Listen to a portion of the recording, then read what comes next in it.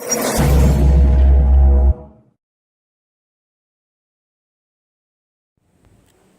going to walk you through the install of the JLT oil separator for your 1.5 turbo Civic. Included in the JLT oil separator kit is this oil separator, mounting bracket, 2 mounting screws, mounting bolt, zip tie, PCV hose, and hose clamp. Tools needed for installation: it's light oil for lubrication, flathead screwdriver, Phillips head screwdriver, pair of needle nose pliers, and a 10mm socket, ratchet, and extension. First thing we're going to do is take the bracket and the can, the screws that were supplied with the kit, get those together.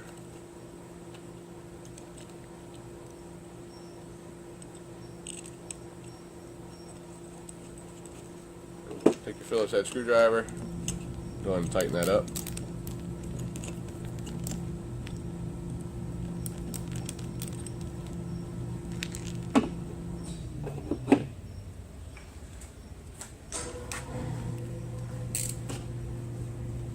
Take your separator and your mounting bolt to the car, and we're going to loosen this 10mm bolt that's on the corner of the coolant reservoir. We're going to remove the bolt that comes with it. We recommend using the bolt that we supply, as it's a little longer, to make up the difference for the thickness of the bracket. So go ahead and get that started.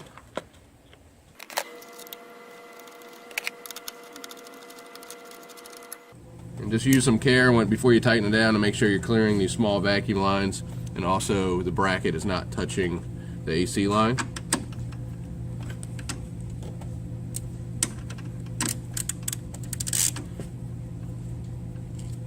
Snug that up. Now this is the PCV line. This is running from the intake manifold to the PCV on the valve cover.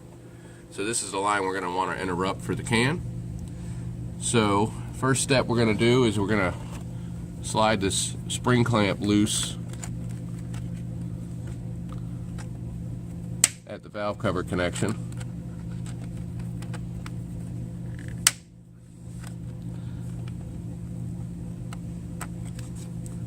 Just slide that back. Now what you'll need to do is take your pliers and go around the hose, and you'll have to wiggle it to break the seal to work it off of the valve cover.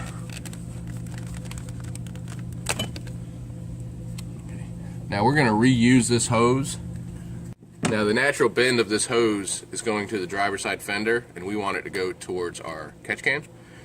So we're going to remove the clamp here at the manifold. So go ahead and grab your pliers and slide that clamp up. Now this is also going to be tight on here because it's going to be sealed to it. So you can take your pliers and work them back and get around it to wiggle it and break it free. Or you could also take a flathead screwdriver and work around between the edge of the manifold and the hose and just work it around slowly while keeping pressure on it to break it free and pull it off. So once you have it off, all you're going to do is flip it and reinstall it. Once you rotated that around, grab your oil, help for lubrication for sliding up this barbed fitting. You're going to push that up the oil separator. Take your spring clamp,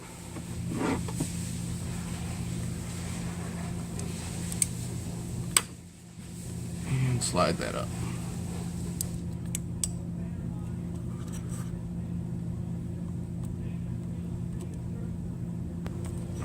Next, grab the hose that we supplied, the hose clamp.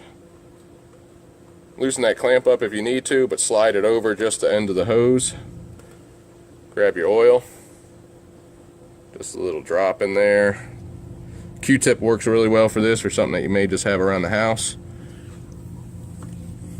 And you're going to push this onto the valve cover. And go ahead and tighten that up. You can use a flathead screwdriver. You can also use a 1/4-inch nut driver.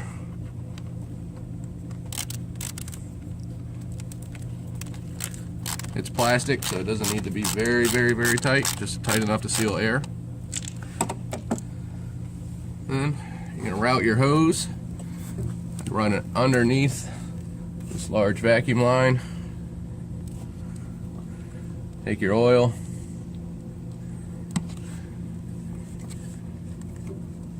and push that onto the can.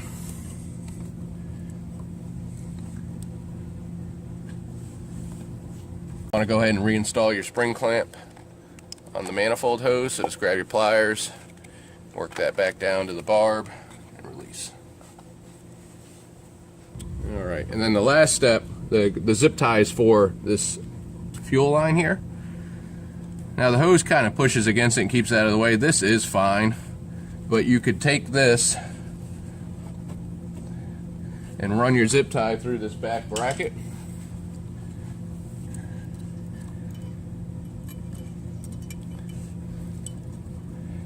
And just tie it up loosely.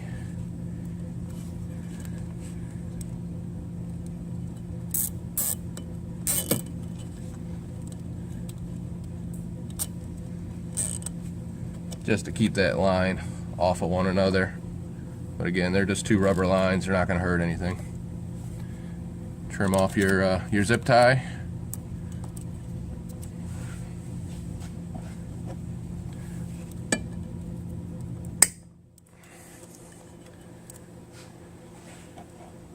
That completes your install.